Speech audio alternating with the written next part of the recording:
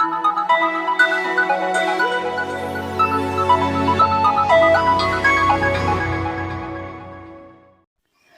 friends, I am going to dictate you the dictation from GD BIST volume 4 at the speed of 110 WPM. So be ready. 5 seconds.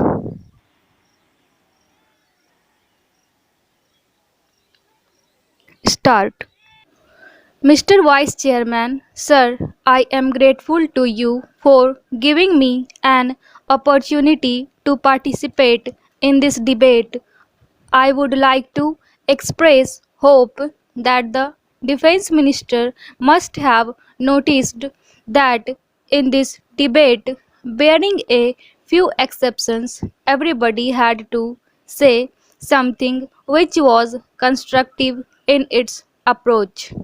Everybody had applauded the work and the sense of duty of the Jawans and their officers. Everybody had congratulated the efforts so far made to equip our army with better weapons.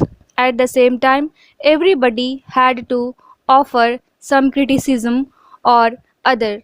I hope that the defense minister, taking into account the anxiety of honorable members of the House about the defense of our country, will treat it as a national question and not as a party question. He should be equally frank and tell us what they are doing to secure the sovereignty and integrity of the country. From that point of view, I must say at the very start that the report of the defense minister has disappointed us. In the opening paragraphs, I find instead of giving a picture and the background of international relations and the problems that have cropped up, a very humdrum sort of approach is made as if nothing has changed after 1965, that is, after the Tashkent Declaration. Only regret has been expressed that in spite of the Tashkent Declaration, Pakistan is not ready to observe the terms of the agreement or the spirit of the agreement, and that China and Pakistan are still in collusion. Sir, I would have liked the Defense Ministry to tell us how they view the situation in the entire region. It is not only Pakistan on one side and China on the other side. They have been our enemies for a long time, but even the Indian Ocean is now threatened. There is a regular competition between the USA and the USSR. If the Defense Ministry wanted to give a complete picture of the situation, I should have thought that they would have given us all the facts, the claims, or the ambitions entertained by Russia and the USA. The British are withdrawing. All these ought to have been part of this report. Sir, the three services have been dealt with in separate chapters, but again I would like to point out very cursorily while dealing with the army, it would appear that we have got our forces stabilized at about 8 lakh personnel. We must not forget the fact that this army really consists of two armies, one committed to the Himalayan border and the other to the Pakistan border.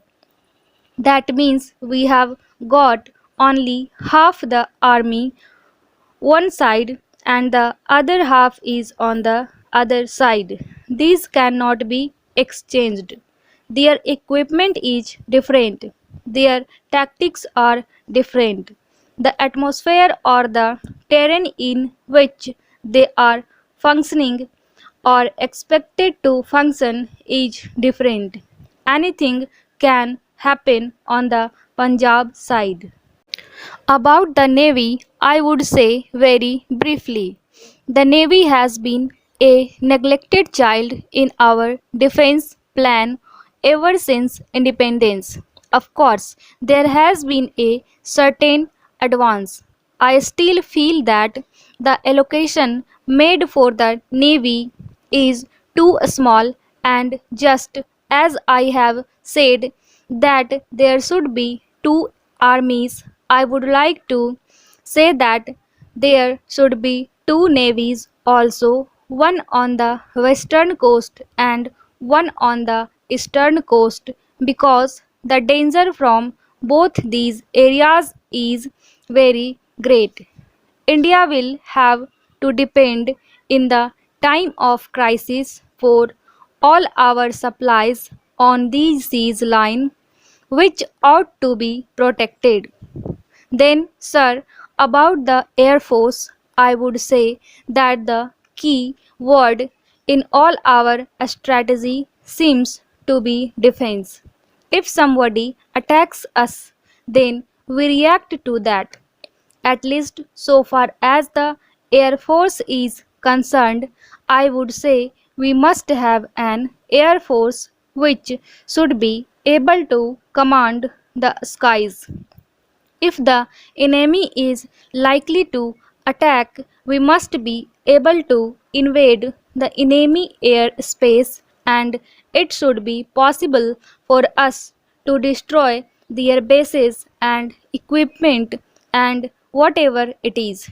The third point is about the question of research and development. My honorable friend mentioned that we are not spending enough money on research and development organization.